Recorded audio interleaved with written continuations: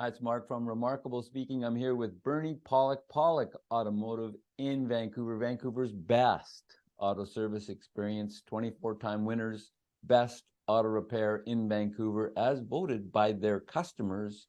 And we're talking cars, or in this case, trucks. How you doing, Bernie? Doing very well.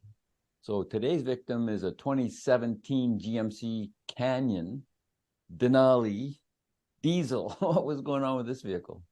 So this vehicle came to our shop with a check engine light and a warning that within a certain amount of time it would shut off and not restart because of a performance issue. So this is a protective system that many diesels have. If something goes inoperative with the emission system, it will allow a certain amount of driving. Usually the warning will come on 500 kilometers or so before that you have to absolutely fix it. So for instance, if it has a diesel exhaust fluid, which this truck does, if you don't fill the tank, then eventually the warning will come on and the truck will just simply not start, or it'll run at like 10 kilometers an hour maximum speed so you can drive it to the shop to have it fixed. So did you just plug in the scan tool and it told you what to fix? No, it's a little more complicated than that. But I mean, the first step of the diagnosis is to plug the scan tool and see what kind of trouble codes we have.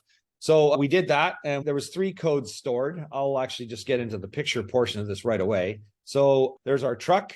Unfortunately, a little dirty and wet from a rainy Vancouver day, but nonetheless, a Denali. It's a beautiful little mini sort of half-size pickup truck with a diesel. This is the code. Sorry, the picture's not great because it's an actual photograph of the screen of our scan tool, but there's 3 trouble codes stored. So we just take a minute to look at these. The first code, it says Nox Sensor 2 current performance. So there are 2 Nox sensors, and what these do is they measure the NOx content of the gas coming into the SCR. This is the rear catalytic converter that deals with the NOx cleanup. So the front sensor will measure the NOx coming in. The rear sensor measures the NOx coming out to see, is this catalytic converter working properly? Is the injection of the diesel exhaust fluid correct? And so on. So sensor number 2 is giving a performance code. Then the next code says NOx catalyst efficiency below threshold. And then the last code, closed loop reductant. That's the diesel exhaust fluid. Injection control at limit, flow too low. So we're thinking, okay, are there 3 problems here? Is there a bad sensor? Is the catalyst bad?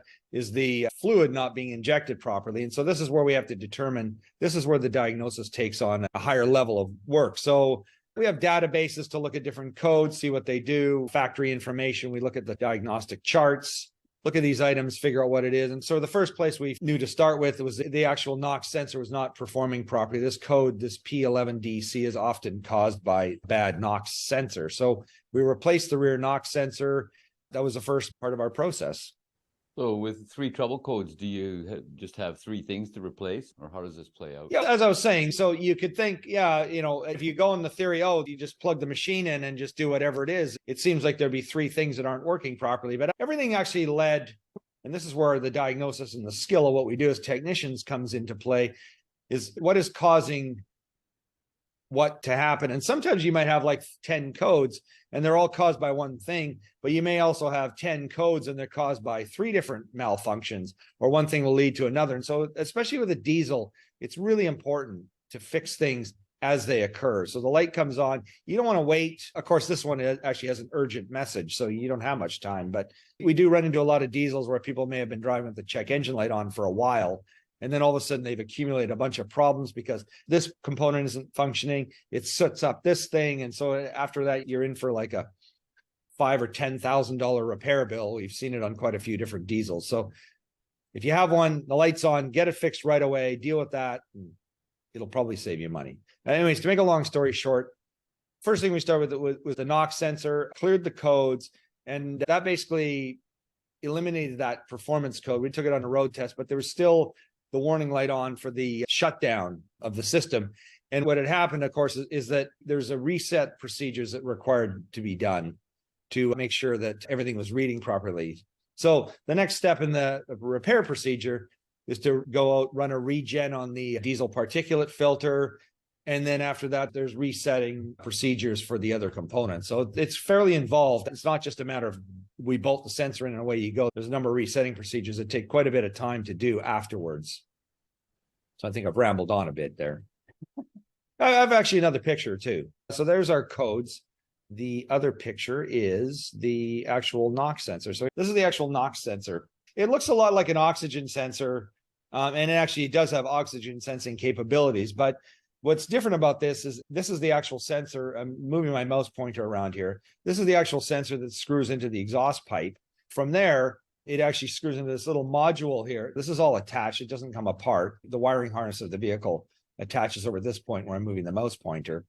So there's a whole complete circuit board inside here, full of computer chips and things to analyze the NOx and oxygen content of the exhaust and then send that signal to the computer. So it's a complex sensor, much more complex than a normal oxygen sensor, which would have maybe 4 to 6 wires that just plugs into the wiring harness. So that's basically the sensor. As I said, there's 2 of them on the vehicle. We determined the rear one was bad. Sometimes they both go bad. They are expensive, by the way, but fortunately on this Canyon, it was actually quite cheap. And the whole repair with the diagnostic, replacing the sensor and doing all the relearns is actually the same price as we find on some vehicles, like a Dodge Cummins, for instance. Sometimes these sensors can be over $1,000 on certain vehicles. So this one was, the whole repair, labor, taxes, and everything in was a little over $1,000, but it's often cheaper to buy the sensor for some vehicles. And they all look the same. So I don't know why they cost more on some than others, but you got to put the right one in. It has to be the right sensor.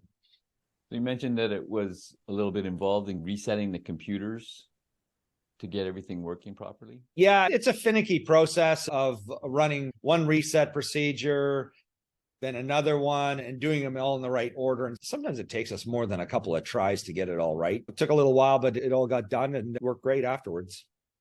So this is a lot smaller GMC truck. What type of diesel does it have? This uses a 2.8 liter diesel. It's the same type of diesel that they use in the Jeep Liberty vehicles. Same style. Motori. I'm trying to think of the first 2. I'm drawing a blank. It must be the gray hairs taking away my memory or something. But anyways, it's an Italian designed diesel. And, it's interesting because various companies have owned this. I did a little research on it a while ago. I was actually thinking about buying one of these trucks for a very brief moment. But the actual manufacturer has been owned by a variety of companies, including GM used to own a portion of this company for a while, and then they sold it to someone else. And I'm not sure who owns it now, but they actually make a lot of diesels, a variety of them. I have to say I'm not overly impressed with the ones that are found in the Liberty, and I believe this engine is pretty much the same design. So they've been actually really reliable in the GMs, but who knows, given the long term, whether they're going to have the same issues as we found in the Liberties with rocker arms popping apart and lifter failures and expensive internal engine problems that can usually be fixed on the vehicle. But is it a V6? It's a 4-cylinder. They're big pistons, 2.8. But it actually works well. I mean, it's got lots of torque, power. It does, what a diesel does, good towing capacity, good weight capacity for a small truck. So it's the right size for little trucks. So far, they've been pretty reliable and good. Time will tell. If you're looking for service for your Denali, Canyon GMC, or GMC Canyon Denali in Vancouver, the guys to see are Pawlik Automotive. You can book online at pawlikautomotive.com or call them direct, 604-327-7112 if you're in Vancouver, BC, Canada. You have to call and book ahead. They're always busy.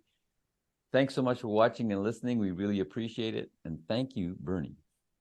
And thank you, Mark. And thanks for watching.